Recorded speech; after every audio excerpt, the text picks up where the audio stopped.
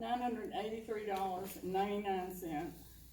Our expenses were $10,578.83, and a balance now is $10,765.34. And always our books are open, and y'all can see me or Charlotte. We'll get you a look at those if you'd like to. One new old visitor. I'm Suzanne Stewart from Austin, and I used to belong to the club, and I'm glad to see Janet. And maybe I knew some of you. It's been a while since. And where do you live now, Suzanne? Austin. Austin. Okay, so she's here visiting her daughter. She saw Janet and that we were having a meeting. Okay, do we have any other visitors? Hi, Peggy Kennedy, and I just discovered this group.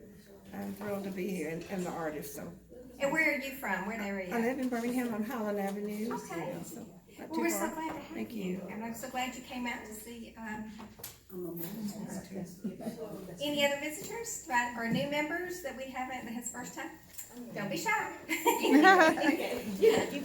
a new member. I'm Glenn Denning. So I joined, I guess, over the summer. I saw something on Instagram, and I was like, yeah, this is perfect.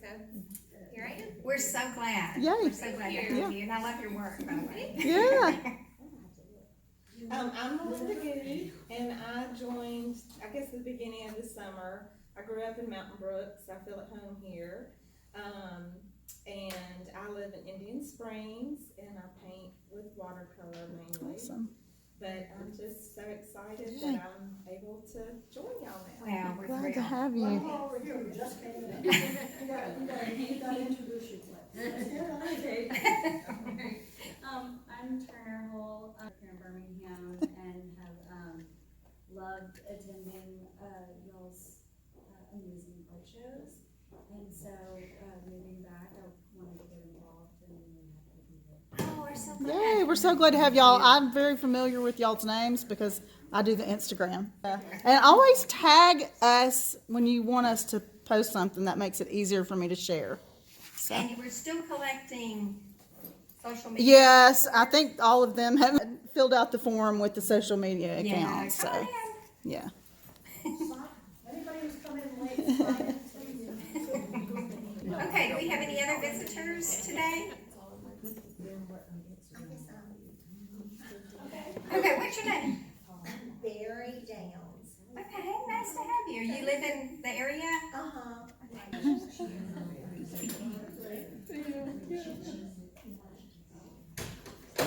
Okay, and I'll just go ahead and give a report for Susan Jonesy.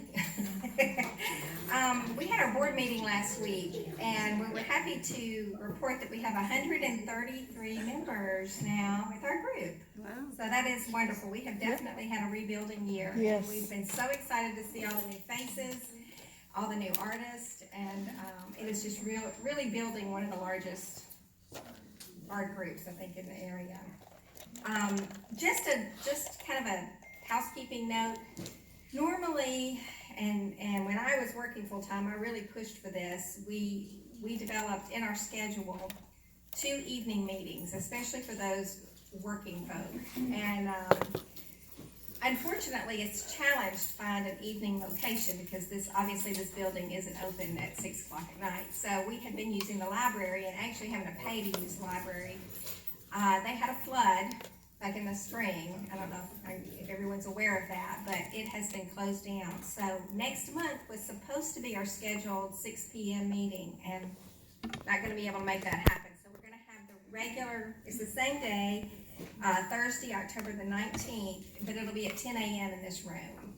So until we can secure an evening location, we're kind of, or if someone has a better idea of a location, that'd be great. We're always open for suggestions. But just so you make yourself a note, I think we had heavily advertised the schedule at the first of the year, but unfortunately we can't get that second evening meeting in. Old business, the board has been visiting this issue and we've got the ball rolling, but we are looking to rebrand and redesign our logo. We feel like we needed something updated and fresh that reflects us as a whole art group and not just a painter group, because we have some pastel artists, we've got some sketch artists, we've got some scratch artists. And so we'd like to kind of rebrand get something new and fresh. So, Christy Bunn has organized a team, and we actually sent out a Survey Monkey for those of you who answered it. Yay, thank you. Kat. One of our charter members was here. So we finally have this group. We got lots of good information from the Survey Monkey, what the group wanted to see. I think it was 70% voted in favor of Yes. changing the logo. So we feel like everybody's all on the same page. So we actually have a meeting scheduled, a Zoom call. So we're actually looking forward and moving forward with that. Just keep y'all up to date on that. And hope to be done with that by November. By November, and this is something that the whole club will vote on, right? Is Yes, that what we? yes. What my goal is to have several logos that we can be happy with to present and vote. So it's really important. In the past, we haven't relied on email as much, but now it's very important for you guys to really Yes. watch those emails Yes. coming, because we'll be sending information out about that. And we want feedback. I mean, Yes. it's a club. We That's want right. y'all to be happy with what we pick. And piggybacking to that, we're gonna be doing some, Yeah. Ooh. I know. I know, that's right. We're gonna be doing some website improvements. Also, this is something that Christy has been our webmaster, you know, for as long as. General web flunky since Work forever. in progress. Yeah. The new website we're looking at is a WordPress based. How many of y'all are familiar with WordPress? Okay, we're looking for a new webmaster. For the WordPress based. So if any of you think you might be interested. Or at least in an that, apprentice assistant type person. you know, it's real easy on these jobs that one person do it and do it and do it, and it's, you know, there's time which we need to hand it over to somebody else. And, Yeah. hey, Anita, come on in. So please see me or Christy after the meeting if either one of you think you might be interested in this. We'll be transitioning things over. Christy definitely would help to get it rolling, but we really want something that we can. Our goal is for it to be artist managed, like you Yep. would manage your own page. Well, the site itself will not be artist managed, but we will be offering individual pages to all of our artists for you to do your own page. So you can include images, include your social media handles, website, all of those things. A lot of the art clubs have gone to this, Yeah. and it works really, really well, and you don't have to go, hey, I sent you that update.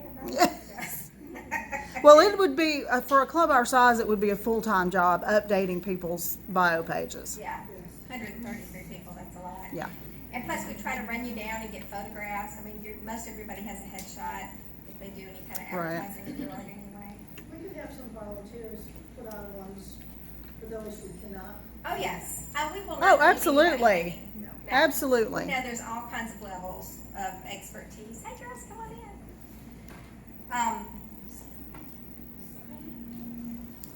Also, this is another housekeeping item. I've been asked by a few people, in the past years, from time to time, we've had 2 shows a year. We've had a spring show and a holiday show. And we will not be having a holiday show this year. It's really, really challenging to do because Janet's done a great job in the past of tracking down an empty storefront, be it at the Summit or Brookwood Mall or wherever, and it's very challenging to do that. A lot of times they won't do that in advance because they hope to get a renter. So we run around kind of by the seat of our pants on that one, but we will not be doing a holiday show.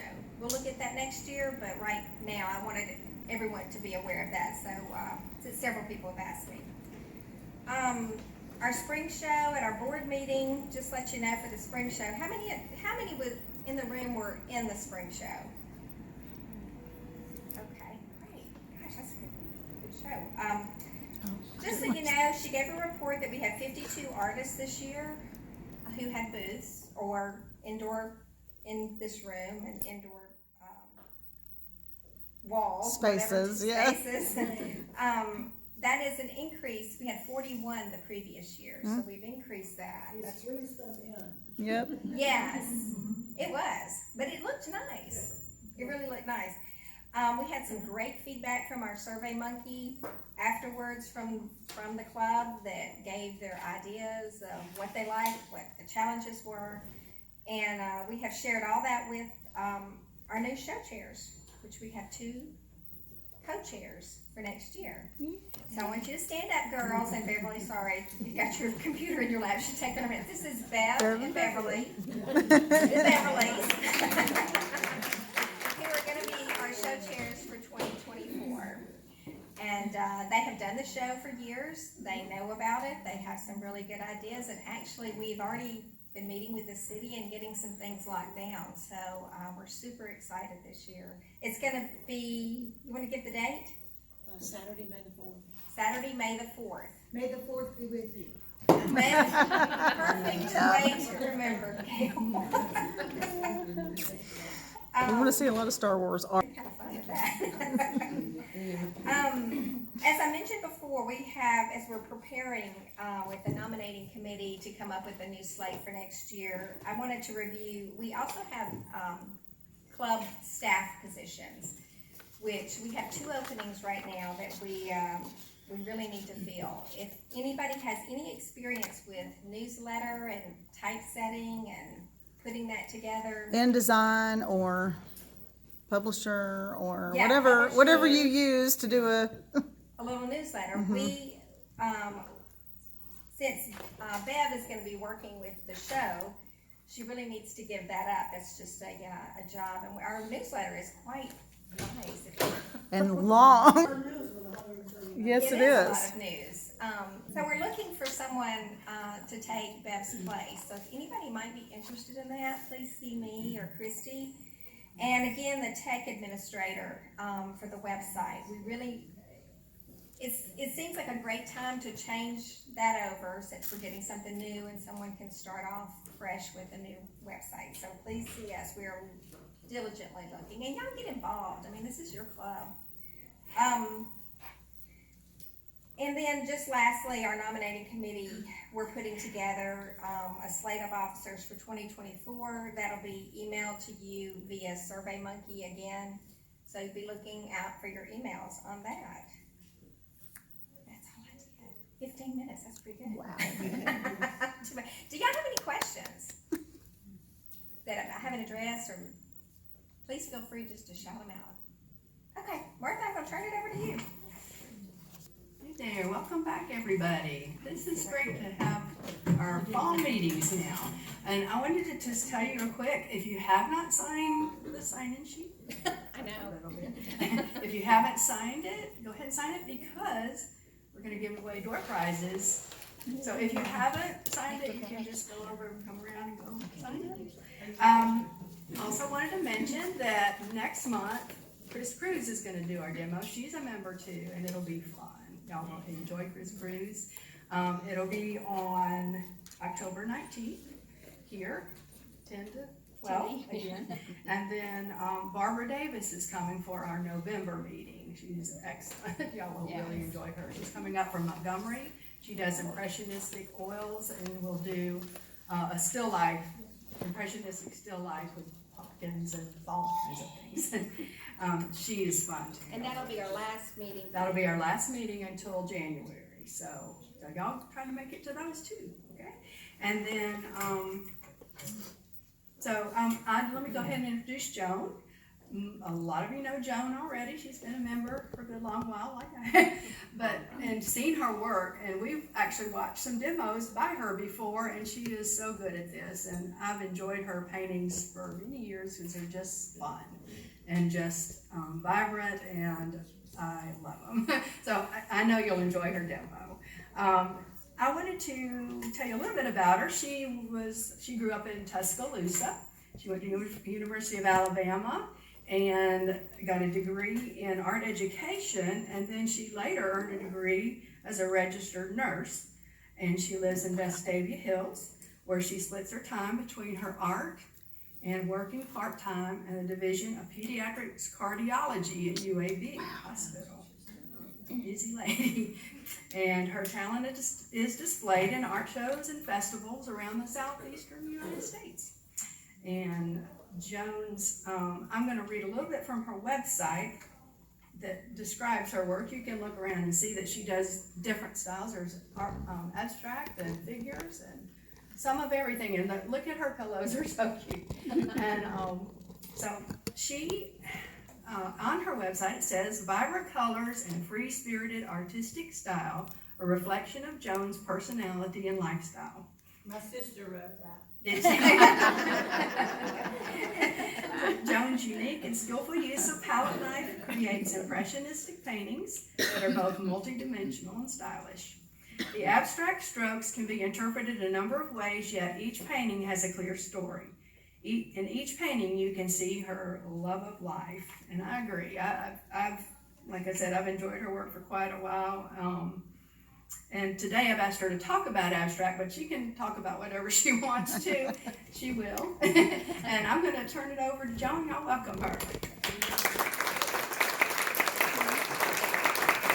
Okay, I'm not a rule follower, so I might not say the right things or do the right things, but my husband always says, please follow the rules. I'm not going to do it. And my daughter gets real upset with me too. They're both like over here and over here. But anyway, I'm going to start by saying that I'm not here to teach you anything. I'm here to inspire you to do your own thing. Because I have it naturally to do my own thing, but some people I don't think they do. I think that you have more to offer than you think. So, try to copy me if you want to, that's fine, I can't copy myself. So, I'm gonna, I have a little spiel, but I gotta start painting because I can do a painting in 90 minutes. But, this one probably won't get finished because I'm already talking too much. But, I've learned that I can paint fast. I've always painted fast, but I learned I can paint faster than I thought because I do Art Drink every year, and it's a fundraiser at the UAB Comprehensive Cancer Center. And so I sat down and said, well, I'm going to do this in 90 minutes because that's how much time they give us. And then people bid on our paintings and they make money for the the cause. Anyway, and so that's when I realized that faster is better for me. You know, you don't necessarily do better to go slow and to worry about it. And I'm not anybody that worries about anything. So, we're going to start. I'm going to do something similar to this one, just because you can kind of see how it goes. You can get up and walk around, it doesn't matter. You can come right up here if you want to. But, I love black, it's one of my favorite colors, so, and I will say, this is the best black on the market, golden. And golden has beautiful colors. I love the liquids, but I use so much paint, I would be totally poor if I used golden for everything. Yeah. And I go through, I just go through so much paint, I can't tell you. Which black? Is it a particular black? I'm sorry? Is it a particular black? No, not really, but, ooh, this one's carbon black. Okay. And I think it's the blackest black. Because I think one time I got another one and it was not good. Okay, so, you're not gonna believe this, but I start upside down. Okay, so I'm a palette knife painter, as you can see. This is the palette knife I like. I'm not particular about any particular brand of anything. I try it all, I use it all, and I decide, what I like best and what I repeat and all that. Okay. Use a house paint then? A house paint, I've used that in my past, but I don't do it anymore. It still does, yeah. I used to throw it on there and swish it around. And I go through stages, and I think that's one of the reasons I'm so successful. I never stay the same. You can see by these paintings, these are just what I'm doing right now. They're nothing like I did last year. And do not ask me how or why that happens that way. I do not know. That's why I paint. I think it's part of my ADD. It used to be like a stigma, like you had ADD, but I think it's actually, a posse thing. Don't let anybody tell you differently. And, you know, back when I was in school, nobody knew what that was. I mean, because I also have the other side of my brain is working fine, you know, I'm a nurse too. I could get by with schoolwork, so if you can get by with the schoolwork, they don't question, you know, that That's you're right. walking around or you're talking too much. Mm-hmm. Okay, I'm sorry, I use my teeth for everything, my husband gets so mad, but sometimes my colors messed up. Okay, so what I'm doing right now is I'm kinda doing the bottom part of that painting. And I have a real pretty green that I like, it's in a tube, but I didn't bring it, so I'll make my own. So, this is the new green too. I'm gonna tell y'all, I stay up with the trends. I know what's in style. I know, you know, that this year it's this color green right here. And so, it's a little bit hard sometimes with the black if you don't let it dry. I always paint the edges at the same time that I'm doing the painting.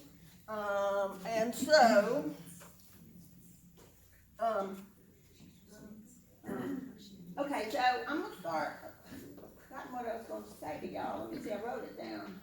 I was really just gonna start how it all started back in my childhood, and I love crayons. And I know y'all gonna have a grandchild, or y'all gonna have a daughter, or depending on how old you are, or somebody that just has natural, I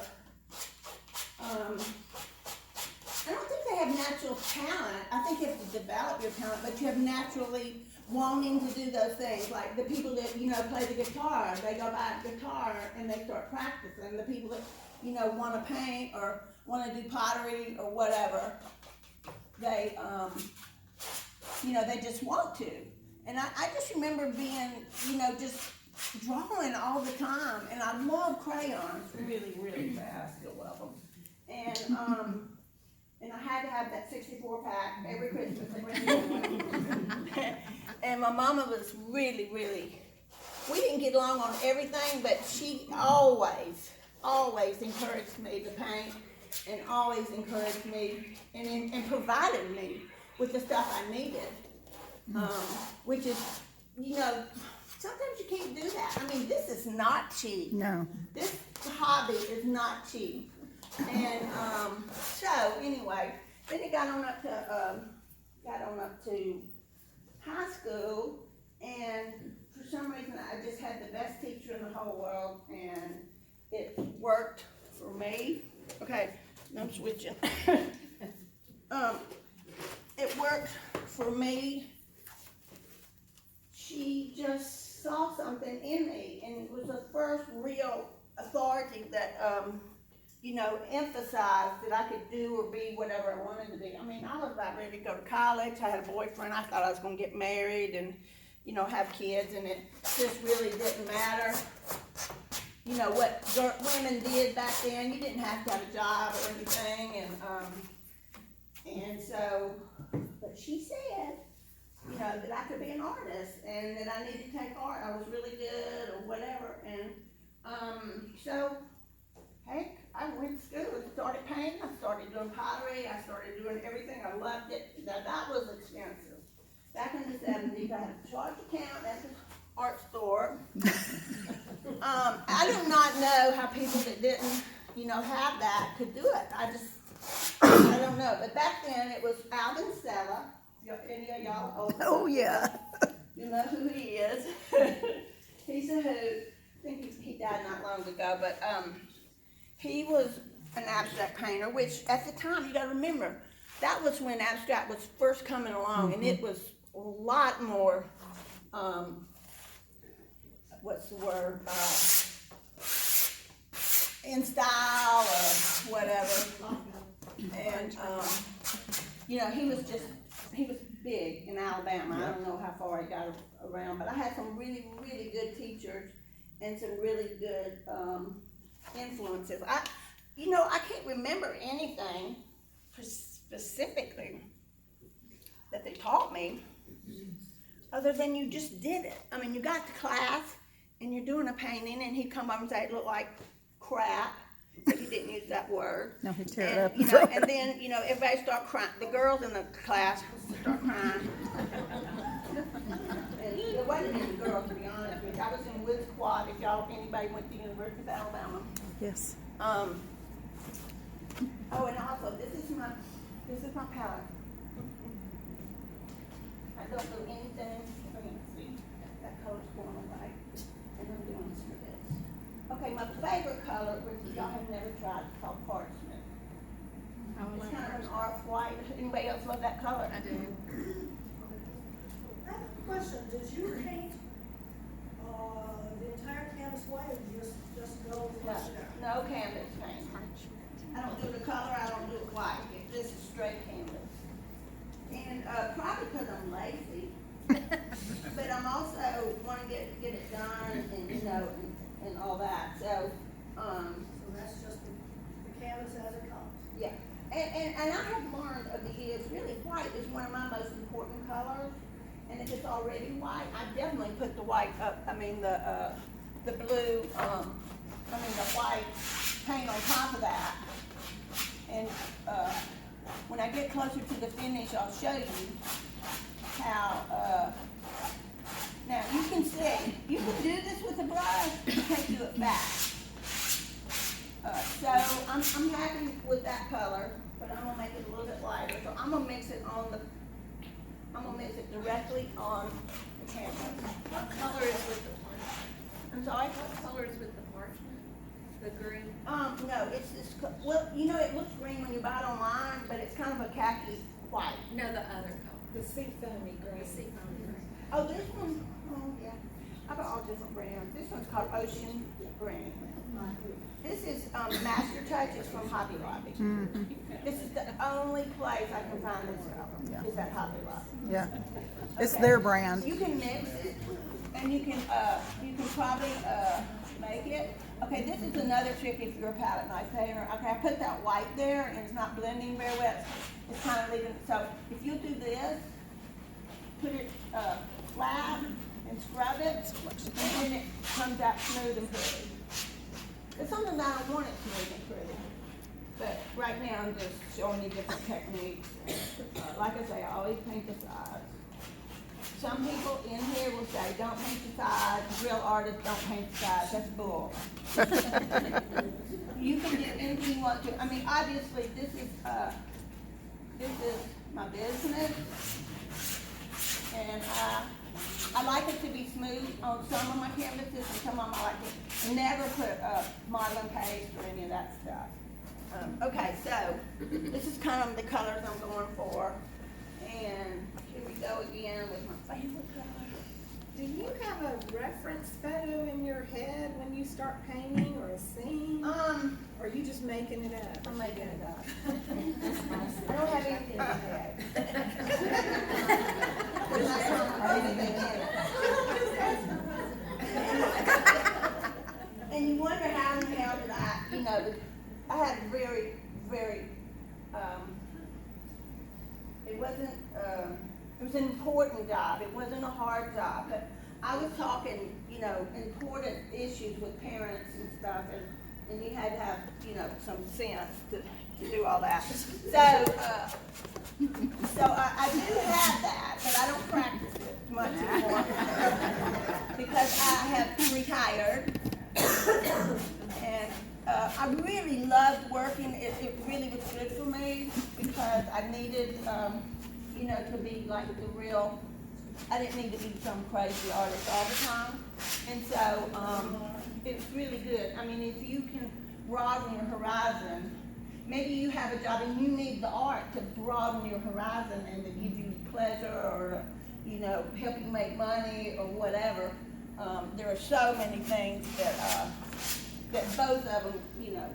And as a matter of fact, so I get to college and I graduate and I get I just at the last minute, I get my teaching certificate thinking I'm gonna be a teacher. Well, that lasted about 2 minutes. So, for two reasons. One, I was too young and they had me in the high school. I was 18 and a half or 19 and a half or 20 and a half and they were 18. or some of them that have been there a while were older than us, you know. Especially in art class, because everybody thinks, you know, it's a quick course. But I'll be honest with you, my children and my grandchildren are very artistic, but they're also very smart. They don't want to take art because it's subjective. They don't want to make a B. They want to make an A, so they take trigonometry because they know they can make an A in it. It's not subjective. It's whatever they're teaching them, you know. And so anyway, so then I go to college and I meet all those great people. It's in the 70s. Everybody's smoking pot, and I was the straightest art major in the whole place. You know what I'm talking about, Tom? Okay, I never smoked anything, not a cigarette, not a pot, nothing. Everybody thinks I'm, you know, like probably one of the wildest people you've ever met, and I'm really as straight as an arrow. And anyway, and my husband, I met him in high school. We dated for 6 years before we got married. We've been married 50 years, and he's my grounding, you know, my grounder. I mean, like, I don't know what I've done without him, because I would probably, you know, like be dancing, you know, at a go-go club or something. But anyway, so I'm in college and I'm getting all this influence from all these really funky people, and they're right up my alley and everything, but they like black and red. Back in the 70s, it was disgusting.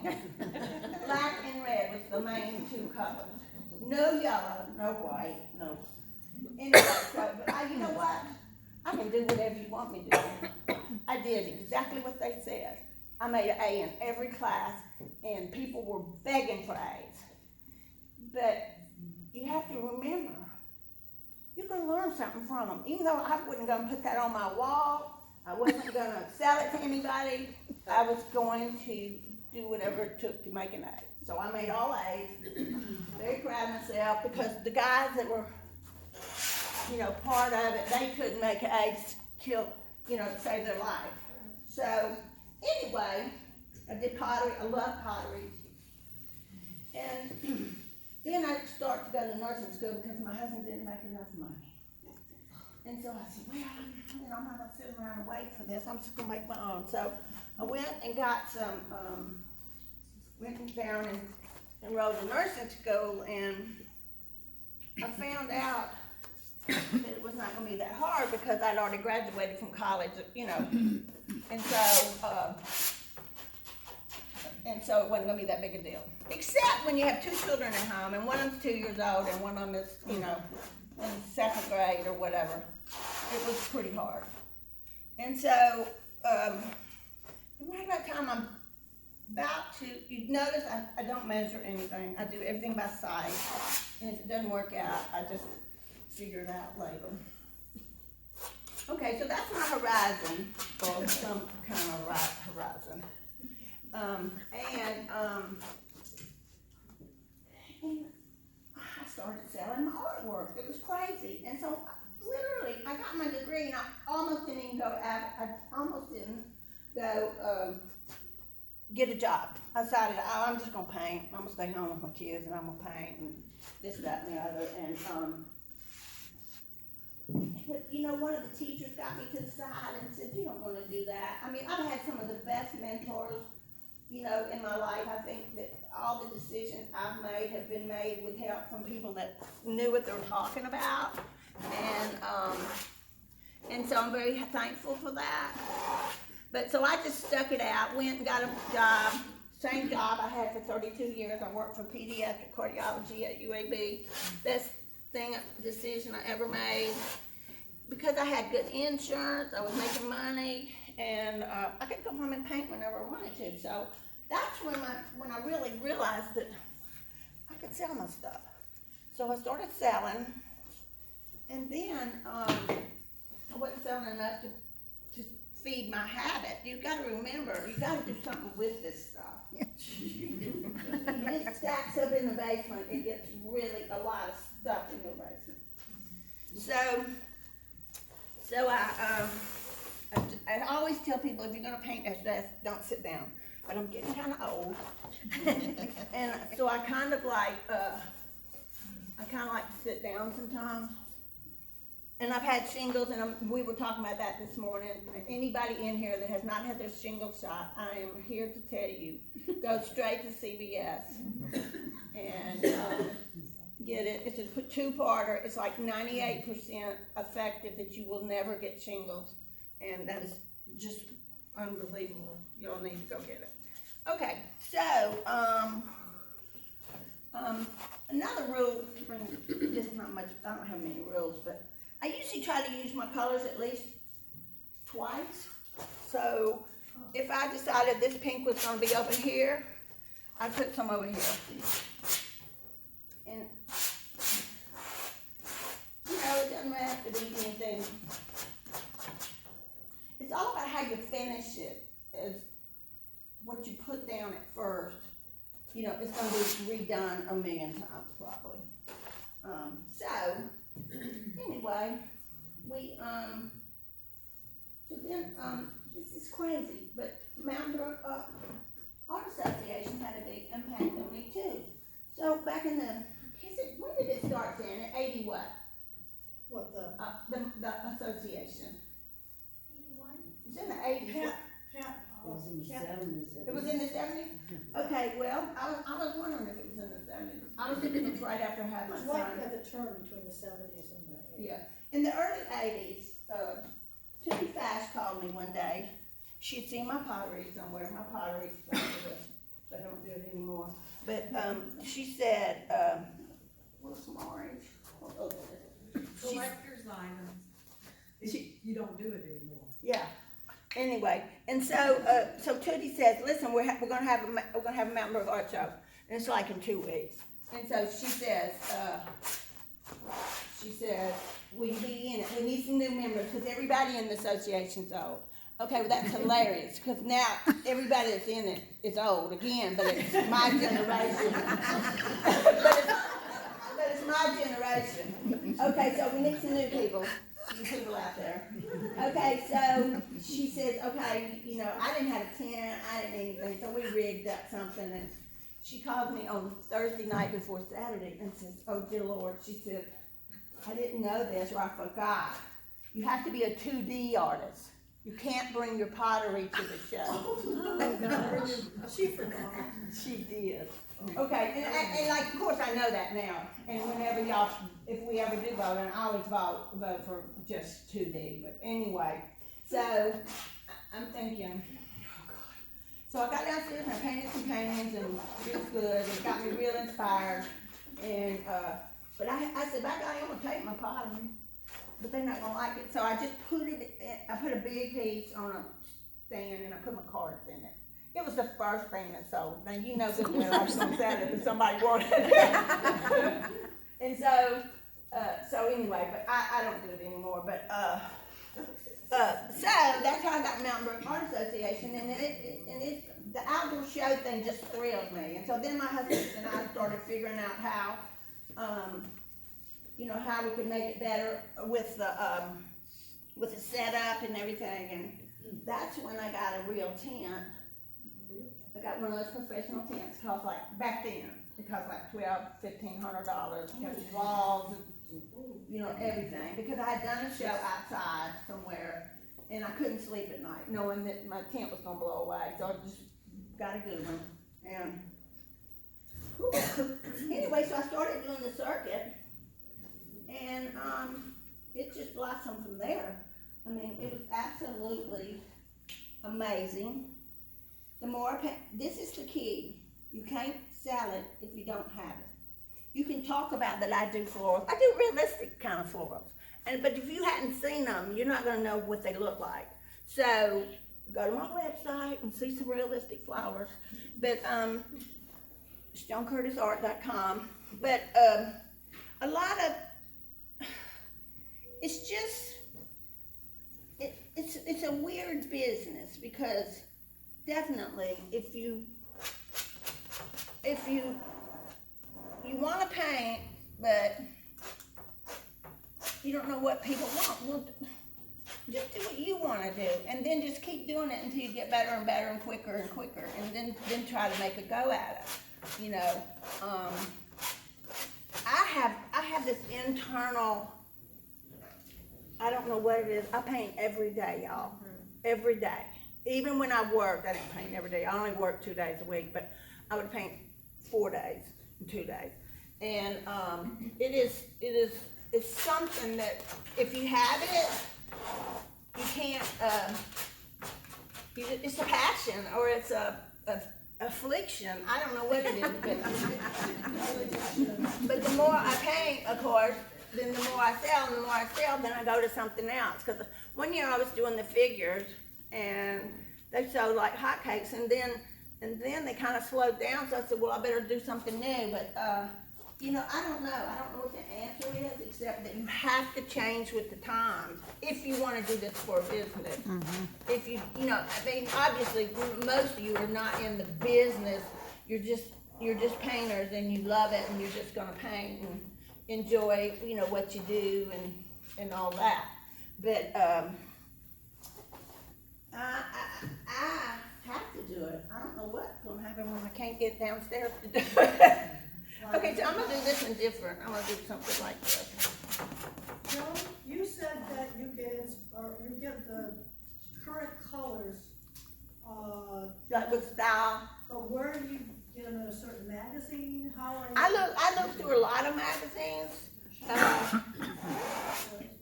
Yeah, I mean, if you start looking, you know it. Like all of a sudden, you knew white was in. Everybody's doing a white kitchen. Everybody's doing a white bathroom. So white's in.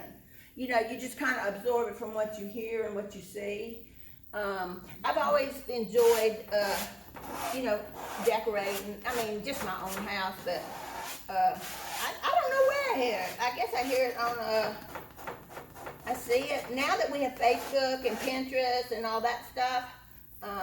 I probably this one's looking a little too pinky for me. It's looking kind of like a nursery or something, but I can do that in a minute. You don't have to use these colors. That's the reason why I brought this one. You painted into commercials, or I don't watch soap operas, but look at don't listen to the people, but look around. Those are the colors that are changing.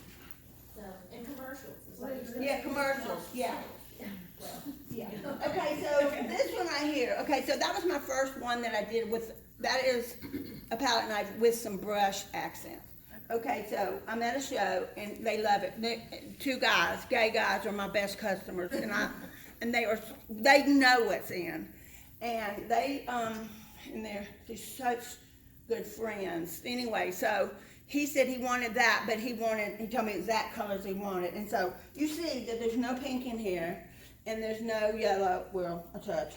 I mean, I had to add a touch, a few things. I mean, he wanted it blue and white, blue and white, blue and white. But I knew that when I finished it, he'd be happy. And he loved it. So this is what he wanted for what I had to show. Okay, so that comes up another thing.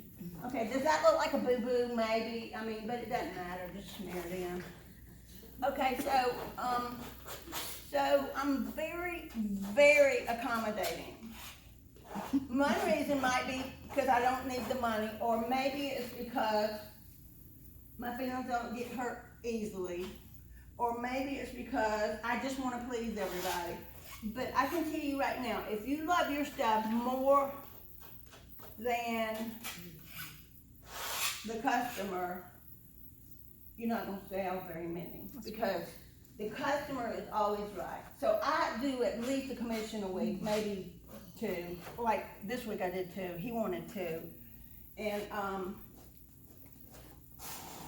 so what I say is, well, tell me what you want, and I'm pretty good at reading people. I knew he didn't really want just blue and white. That would have been way too dull. He wouldn't have liked my stuff if he just wanted blue and white.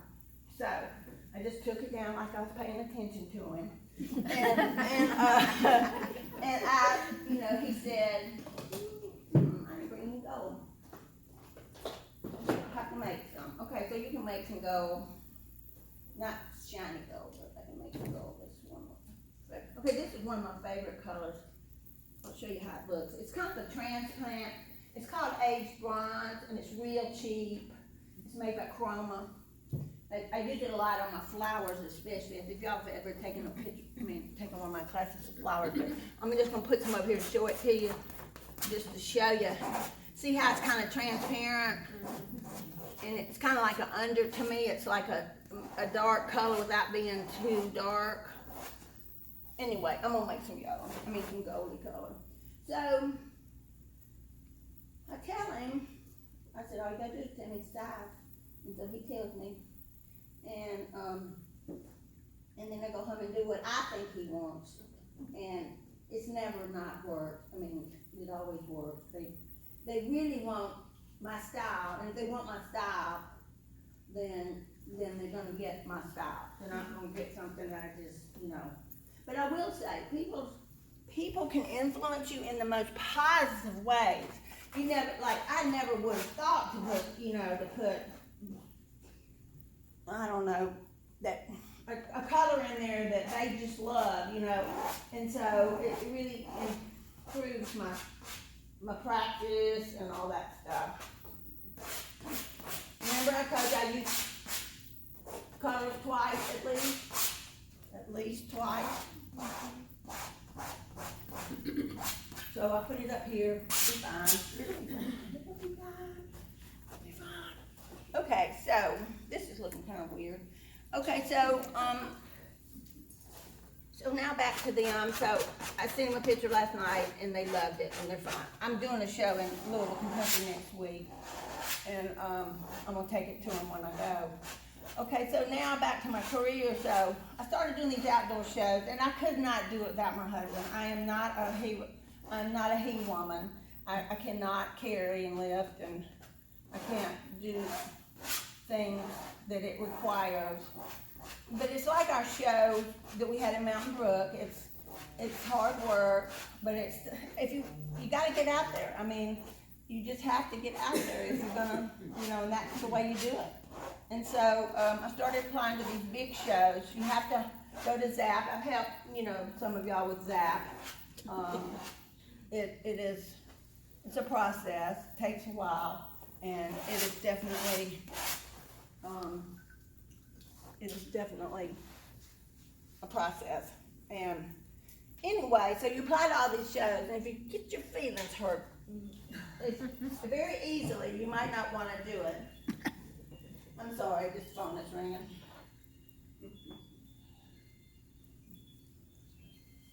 I've got my ringer off, but it's ringing anyway. Can y'all hear it? Or is it just in my hearing aids? It might just be in my hearing aids. I wear hearing aids too. Okay, so I started doing these shows, and we started off little. Like I said, I started out with Mountain Brook Art Association. And then my husband decided he would help me. But there was a problem there, so I'm doing this scrubbing stuff to try to get it looking a little better. Okay, it's not doing what I want it to, so I'll just add some other color in there and smear it around. Can y'all see how it turns out to be really a better color? And see, it's all subjective. Maybe you don't like that color. Maybe it's not that great to you, but that's okay, because that's what art is. It's all in the eyes of the beholder. And I really don't care. But when I was young, I just gotten married, and I'd done my first little apartment, and I had a painting over my sofa. And so one of my friends' mama was a decorator, and she came in and she said she was doing the First National Bank, and she wanted to buy that painting. It was an abstract. And how much was it? And I said it was $50. But then I said, I really don't want to sell it because it really looks good in my apartment, You know what she said?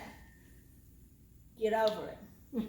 And she said, you will never sell anything if you don't get over this. And I'm going to buy it. I'm going to give you the money. And and they did. I went in the big bank downtown, and I was real proud and everything. But they're not your children. You can let them go. And you can't say this one costs more because I like it better. Because what I like is not always what the customer likes and what you like. So that brings up prices. Okay, so people say, well, how do you know how to charge for your paintings? I said, I don't know. I started back in the day. I think my paintings were $3 $200 or $300. And then when I couldn't paint fast enough, then they go up, you know, to 500. And I couldn't keep up with it, you know. And so then it got to where I'm selling so many at 500, I think I'll go up to 700 or whatever. And so it's demand. I mean, it's just demand. It's how much time you have and how much you want to. I could sell my painting 3 times more expensive, and I do in some galleries in Atlanta or somewhere. But wouldn't I rather sell 10 at a lower price so I could paint 10 more? Yeah. I mean, that's the whole the whole thing I'm doing it for is for me to get downstairs and paint. So, you know, you want to make it worth your while, but it's all right here. And Anita knows this too. When we go to the shows and we see these artists, that's all their money. I mean, their entire income is coming from what they sell, and some of it is so junk. It is junk.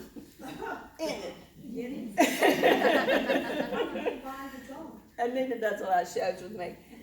Okay, and you know, I just feel for them. I've had the pleasure, you know, to do this because I want to. I've had the pleasure to, you know, to experiment and do stuff because I want to do it, not because I have to.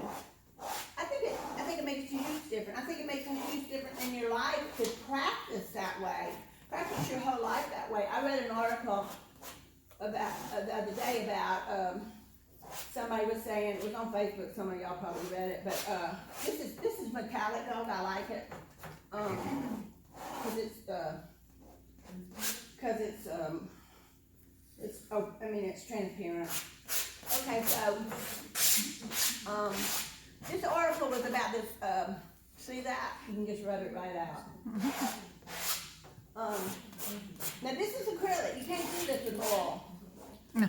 But it was about this cab driver, and the lady was recommending him as a cab driver because he was so fabulous. And when she got in, he gave her some water. She said, "Well, nah, that's okay." He said, "Would you rather have coffee?" No. Well, how about a soft drink? I mean, you know, he was playing the customer, and you know, her experience was so fabulous. You know, about all the stuff he said.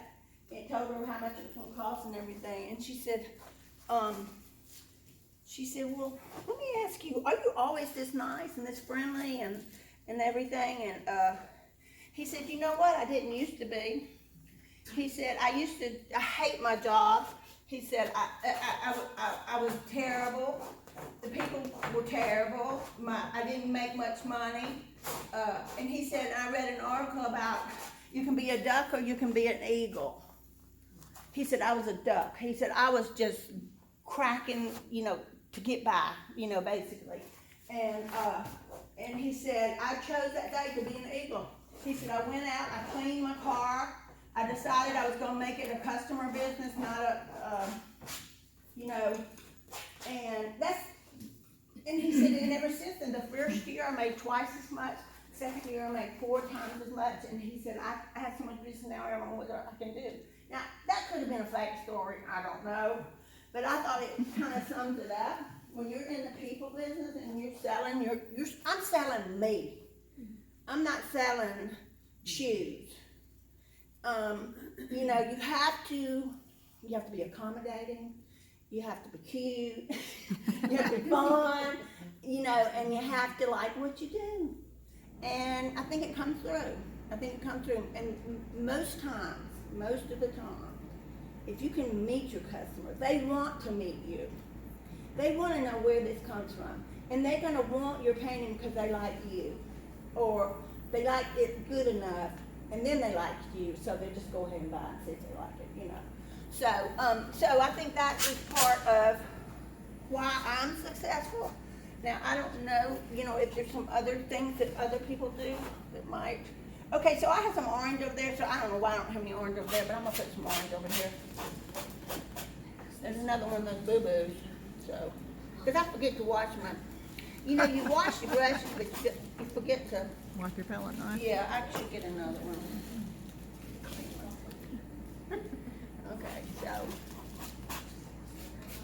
Okay, so let's see, so where am I? I'm a nurse and I'm working and we're going out of town on the weekends and doing all this stuff, bought me a tent. And then I said, well, I think I'm gonna do pottery again, so my husband asked me on the hill.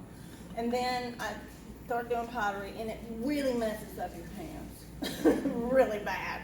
And I said, you know what, I don't like it that much anymore. I love doing it, but I'm not gonna do it anymore. So I quit doing that, and I had to focus. I already told y'all I have a trouble with focusing. I had to focus on one thing, and I decided it's gonna be painting. This has taken, 40, 50 years for this all of a sudden just come together. I mean, isn't that weird? I mean, I've been doing it, I've been working toward it. I probably got my act together about 20 years ago, and it's been almost, but really, I got my act together really good now. I mean, I know where I need to go. I know who my current customer is. I know,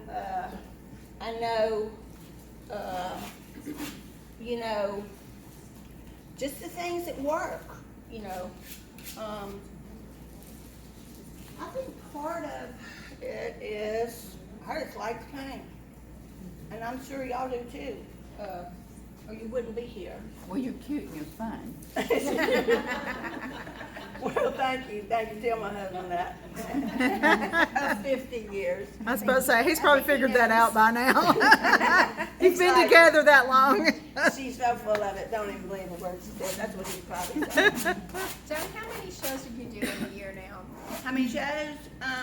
I'm kind of slowing down. Are you? Yeah, but I do, in the fall, I usually do Montesano, which is Huntsville. I do St. James, which is Louisville, Kentucky. That's as far as we like to go. And I do, I don't really know why I did this blue color. I'm Do sorry. Magic City anymore? Do I do what? Magic City anymore? No. Leave. Yeah. I didn't like this blue because I thought it looked a little too bright, so. So can I ask a question about getting into shows? Okay. Because the shows I've done, I've had success, but some Yeah. of them are kind of snooty about It's who all they about your images. We talked about that, remember? yeah.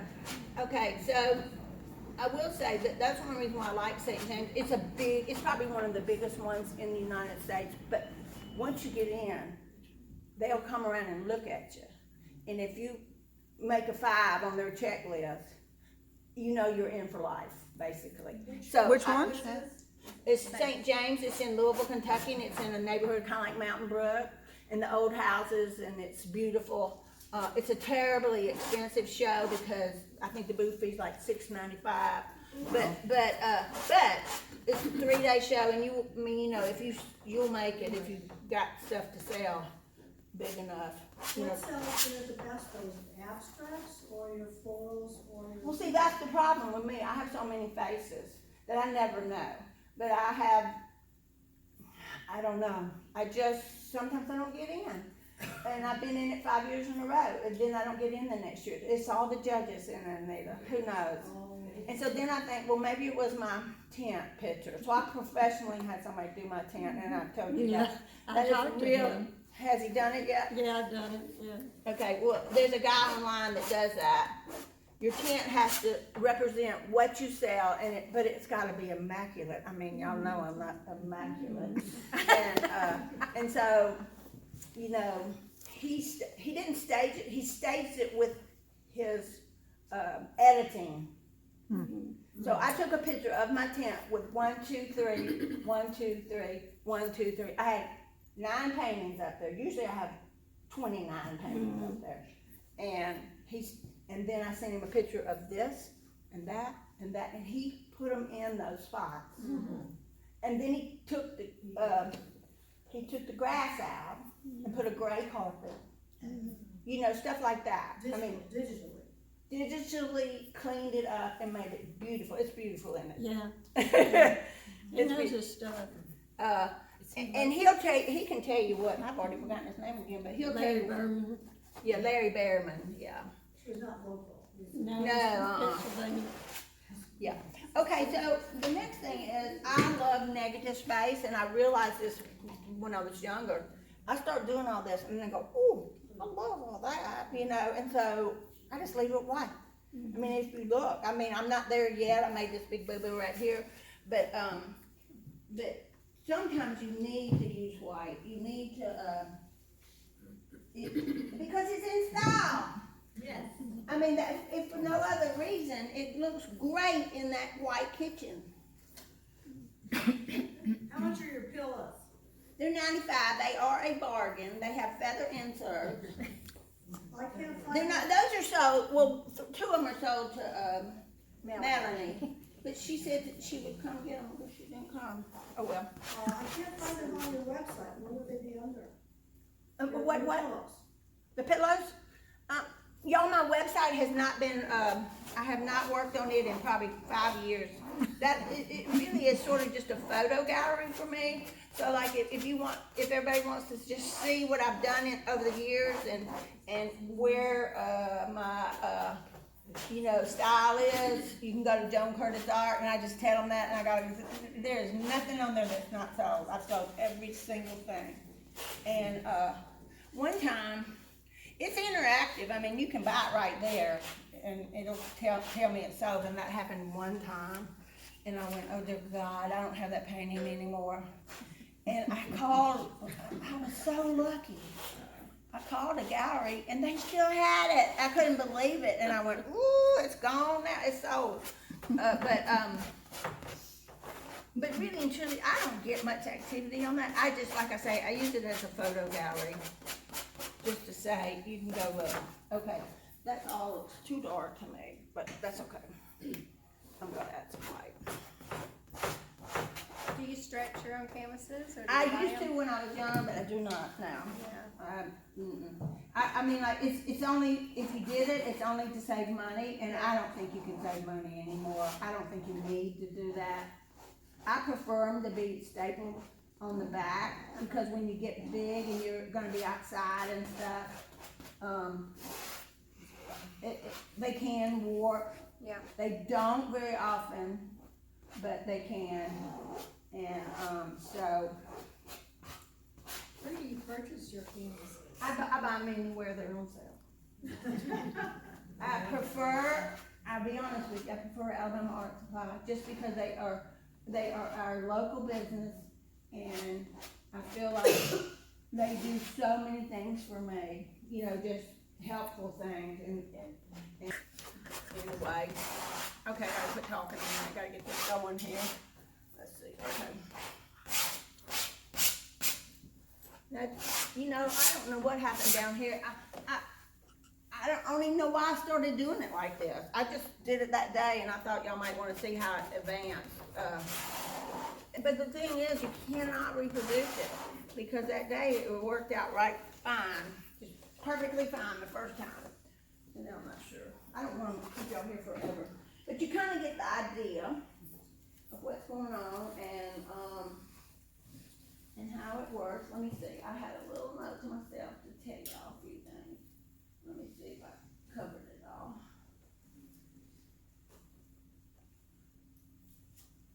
Oh yeah, I mean, this is another thing. I know most of y'all are realistic, and it's kind of hard to vary that kind of thing. But if you want it to sell, and it's not selling, try something new. Maybe you don't need to do apples and oranges anymore. Maybe you need to like, oh my God, Amy Collins is my favorite artist in this whole place. And, I've seen all her cabbages or whatever, but I never felt a need to buy one. Have y'all ever seen her figures? Yeah. They are the most incredible paintings I have ever seen. So I buy one, and then a few weeks later, don't I see her show again, and I buy another one because it looked like my daughter, and I said, Amy, why don't you do figures more often? Because she doesn't do them that much. But she says they don't sell well. But maybe she knows her clientele. But I'm gonna tell you, if she wasn't selling her cabbages, then she needs to concentrate on figures, because she is really, really, really incredible figure. Yes. Joan, I got a question. Do you try to tailor, like when you do the shows, the time of year or even the location? Only thing I do different, I do horses for Louisville, Okay, and my horses are weird, but they do sell. okay, They're just like my paintings, they're just like this, but there's a horse in there, but you can't hardly see it. gotcha. But you can kinda see it. And then all of a sudden when they see it, they love it, because they're horse people. So you don't necessarily do fall colors in the fall or spring colors in the spring? No, only colors, I say I'm following the trends, but as you look, all my stuff is really the same, it's really just me. You know, look on my website, I like pink and blue and black and turquoise and, oh, and another thing, who is your customer? We've talked about this before. You gotta figure that out, y'all. You do. You gotta figure it out. My customer is 45 years old, they wear white pants and a turquoise shirt. They might have on a Louis Vuitton purse, and they have on expensive jewelry. Okay, I'm gonna tell you, my husband goes nuts. He says, you need to get up, there's somebody in the booth. I said, they're not my customer. Those kind of people are looking, and they don't want you standing there. So, I get up and go, say, hey. But if they come in with white pants, a turquoise pink, or lime green shirt, I get up right away.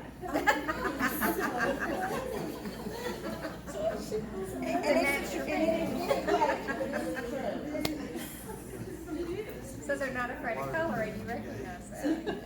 Because it's like me, I love black and white. When y'all come see my house, I have black and white everywhere, but I have my paintings, or I don't have that many of mine, but the ones I buy go well with my stuff. Yeah. And that's the part about, what's in style. I don't know what I wanna do with it. People generally wear the colors that are in it. Yeah, They're, they wear clothes that, the colors that they yeah, have at home. their style is the same in their house. Now, like I say, I'm a contemporary painter, and I'll tell you right now, I like to do this sometimes. These kids, like my daughter, she's 45. She has a Louis Vuitton purse. I said I can get you back on it market. They want the real thing. They also have husbands that are just making big money. Remember when you were 45 and you've been kind of struggling for a while, and then all of a sudden your husband gets this big raise and you're doing fine, or you're doing better, you're making more money, or whatever. They're in the prime of their life and they spend money like crazy. They don't even hardly think about it. Those are my customers. And so I know what my daughter wants, and she tells me stuff. She tells me what's in style. And I've been doing these 24 by 24s in a set of 4. They go like crazy because they don't want a big painting. They want 4 small ones, because that's what it shows in the decorator books. You know how they're stacking them? Yeah. Okay, so black and white's in right now. Well, it's been in my house for 50 years, but right now it's in. So I've been doing some just plain black and white paintings, and they sell pretty good. You know what? If it doesn't sell, I'll paint over them. It's not your children. Remember that. If you do your 4 together, do you actually paint them together at the same time where they almost kind of go, or do you just separately paint them and then put them together? I did a pair on this one. I painted the first one first, and then I put the other one beside it, and yes, I matched it only right here. Not really matched it, but similar. Do you paint a series or? I don't do it on purpose, but yeah, I think I do. Like right now I'm doing these kind of landscapes, which I haven't done landscapes in 10 years. I just get down that path, and then I'm on flowers for a while. This squiggle stuff. I just started doing this when we got back from Italy. Y'all know who Joan Mitchell is? Okay, well I know the people that are my age and also, know a little bit. Okay, well Joan Mitchell had a paint. Joan Mitchell, the painter and graphic artist. Yeah, she was an impressionistic, American in the 50s, 40s and 50s. Okay, well, she has this painting in that gallery called something Day Orange is what I say it, but I'm sure that's not how you say it, on J. Musée d'Orange. Yeah, thank you. Okay, so, I couldn't get home fast enough to start painting. She has a painting in that gallery that is as big as that entire wall. It's probably 20 feet tall and probably 40 feet wide. And all it is squiggles. It is amazing how, I can't even tell you how it inspired me.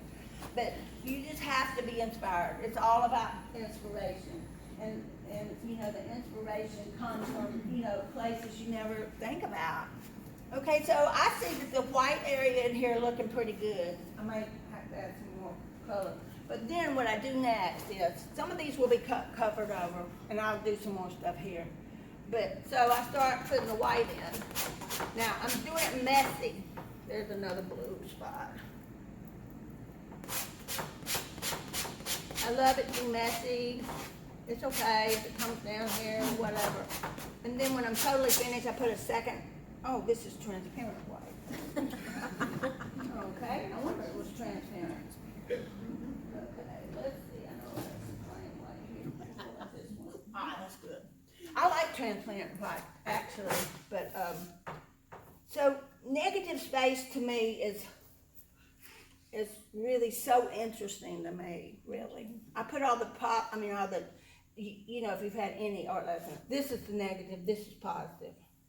Okay, so I realized this when I used to do florals a lot. There was so much, all that stuff around, I loved it white. So I started, and then white got in style. Oh, I did it again. So I started using a lot of white. I did a class down at Alabama Art it was a floral, and that's when I went over all that stuff about negative space. But the deal is, I really don't know any more than y'all know. Y'all know a lot more than I know. It is not about learning to paint. It's about you have to paint to learn. You can't just talk about it. And you can take all the classes you want, that is inspiring, but it not necessarily is it the answer. It's all about practice. I mean, you practice when you take a math test, you read it again and you memorize it, and the same with here. I know that I learned that when that blue, when I didn't wash my brush, my palette knife, I can get rid of that. All you gotta do is do that and start over. But I like a little boo-boos. I think boo-boos are good. Okay, so this is obviously gonna have some more work done. I'll post it when I finish it. But somehow, I don't know how I started, but I kind of like these lines, kind of edgy, I don't know why, but I've been doing that. And sometimes I'll cover them totally up, and that you really can't see them. And another thing too, like a real neutral color, like that parchment that I like. Here it is. And I don't like to wash my brush either, and that's got black on it, but where's parchment? Okay, and I hold it just like this too, Just for, I'm gonna do door prizes. Yeah, go ahead. Okay, so, have you noticed, a lot of times I don't even put the paint on the palette. I just do it straight from here. And that is just my technique. I don't know that everybody could do that because you end up, kind of a mess.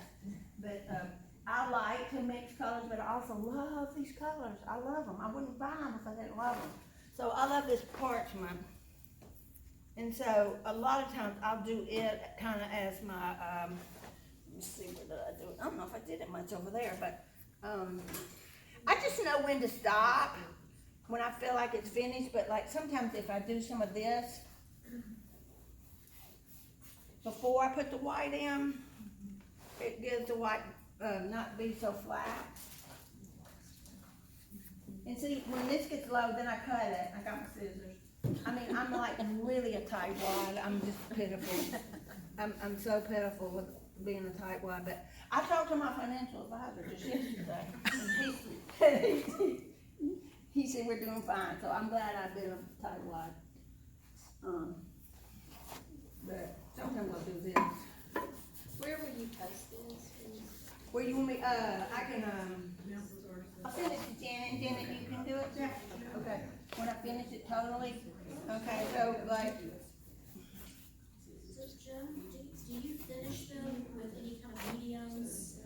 I personally, lately, I've enjoyed it being flat.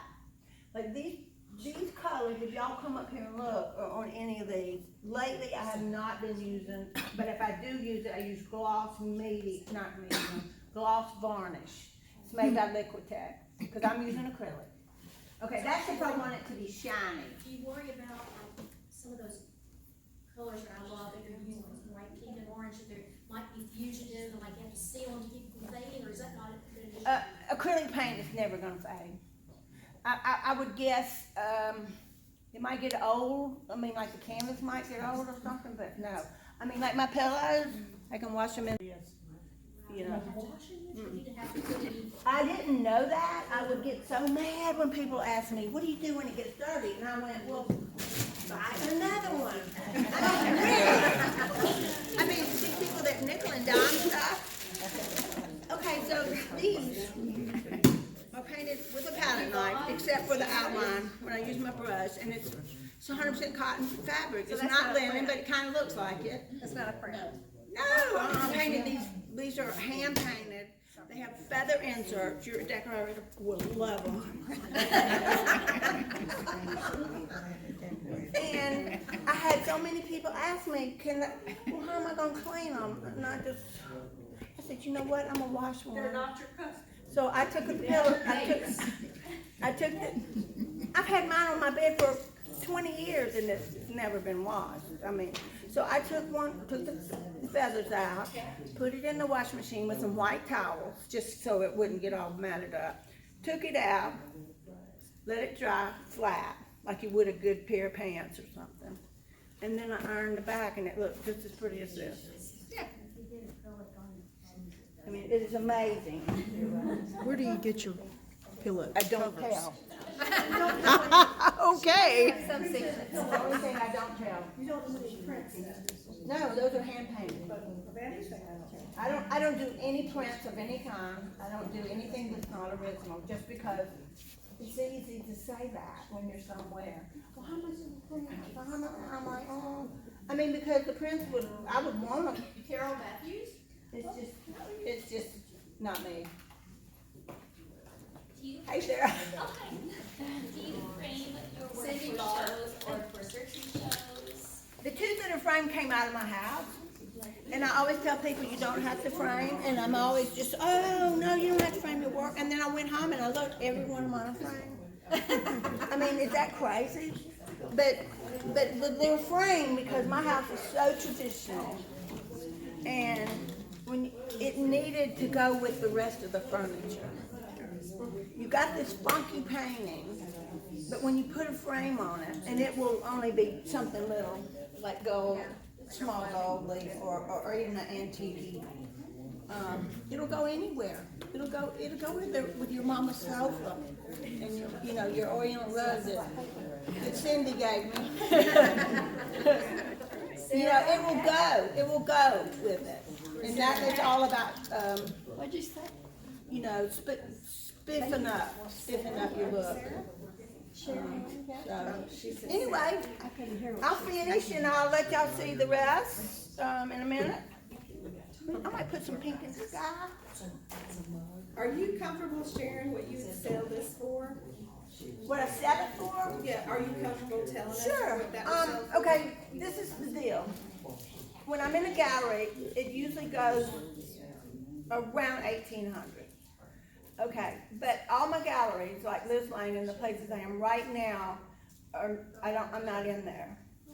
And so, I don't ever compete with my galleries. However, if you buy from me, it is always almost half price. So, at a show, this will be 1,500, but or 1,200, just depending on what I think the customers can bear. I'm really bad to just switch it up, or if somebody comes in and says, oh, I really want it, but I can't afford it, I say, what can you afford? I mean, no offense, I don't wanna take it home. You know, so they say, like I saw one last weekend, and it was $1,200, and he said, well, I was gonna buy the 800 because it was in my, and I wasn't going down to 800, so I said, how about 1,000? And he said, okay. Or, I learned this from another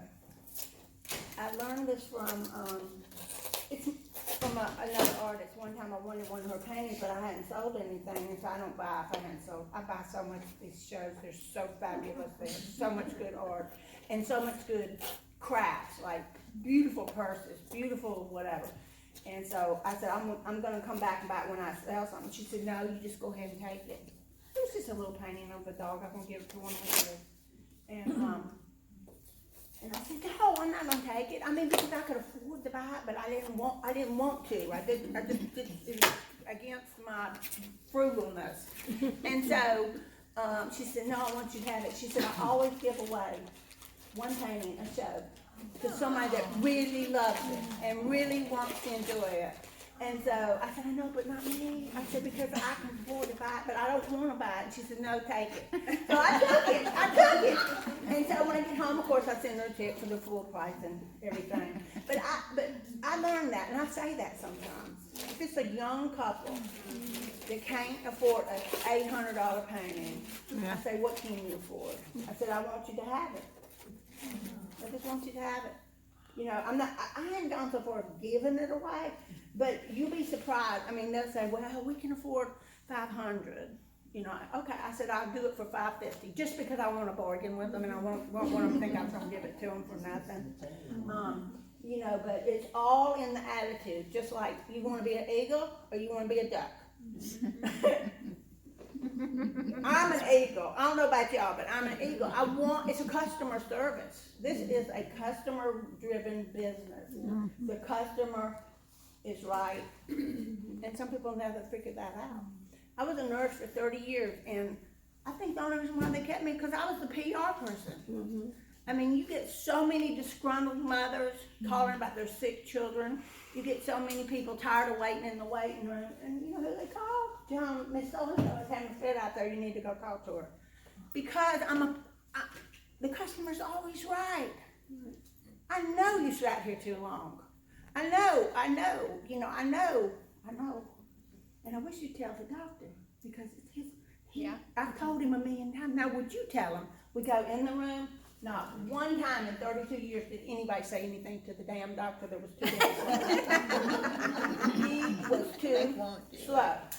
But on the other hand, he spent time with them.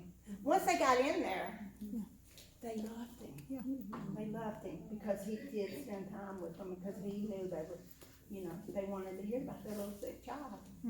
And so it was kind of a business, and you just got to figure out how to do it. It takes empathy. Empathy, sympathy, everything. I mean, it doesn't matter which business. It's like, I can compare it to being a nurse or an artist. There's nothing alike. But it works for both of them, you know? And same with parenting. I mean, I can promise you, I did not make my child eat anything they didn't want. So, did it work? I don't know. They're grown now and they turned out all right, but I don't know what to say about me, but we did not have to have breakfast food for breakfast. We did not have to have eggs and bacon. If you wanted a peanut butter sandwich, that's fine. You know, I mean, you just have to be adaptable in everything you do every day. And it worked. I'm gonna tell y'all, when I quit being a nurse, the first year after, in 21, because 20 kind of messed up. I made money in 20 too.